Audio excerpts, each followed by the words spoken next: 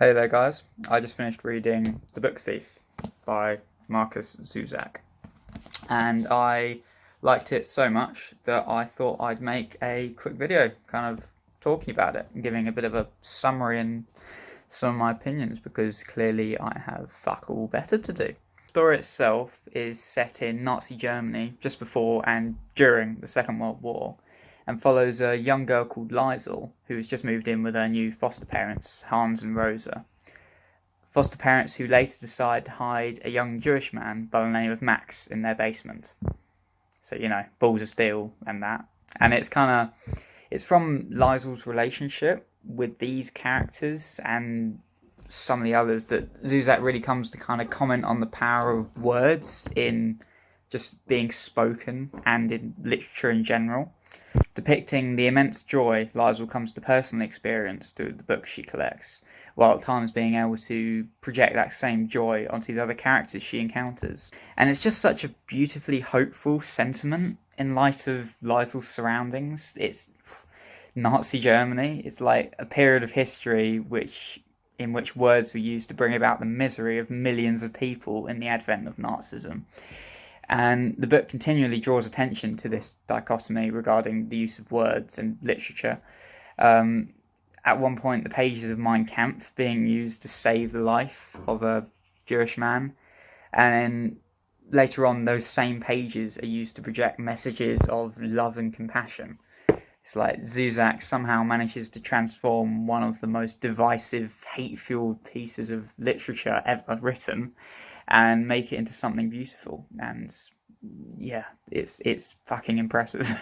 Talk about the narrator in this book, which is also really cool and horrifying. The book is narrated from the perspective of death, which is fucking unique and clever, and a brilliant way to approach telling aspects of this story, in part because of how different this figure is from typical representations of death in literature.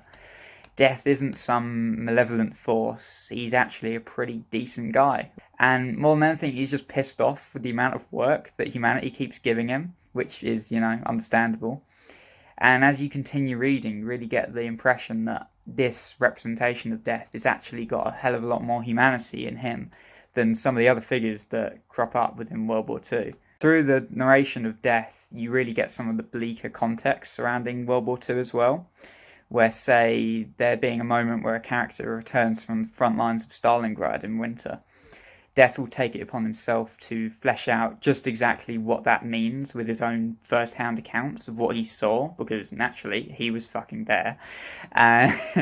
And he's going to tell you exactly what it was like to be in Stalingrad in winter, and which a lot of the time can be pretty horrifying in the descriptions that he gives, but would be a disservice to history if it wasn't. Another thing with this book's narration is that Death likes to spoil aspects of the story really quite early on, and it's which is quite a weird way to approach telling this, but it kind of works, I suppose. Like, say at the start of a section of the book, he'll just kind of drop a bombshell like, hey, this character that you're really liking right now, well, turns out they're going to die, and then he just kind of leaves you with it. And like, he doesn't give you any context behind what's going to happen. You just know it's going to happen. And yeah, and it just kind of leaves you in suspense for the rest of the novel, because you don't know when it's going to happen. You don't know how it's going to happen. You just know it is. And yeah, and you think that'd like lessen the emotional gut punch of when it does happen. It fucking doesn't. It's still, some of this book is heartbreaking, particularly when it comes to like characters dying, and it's awful because you really come to, I'd say you come to love all of the main characters, other than there aren't, I'd say all of them, all the main characters that you eventually come to love by the end of the novel. Even the ones that don't make the best first impressions become really endearing by the end.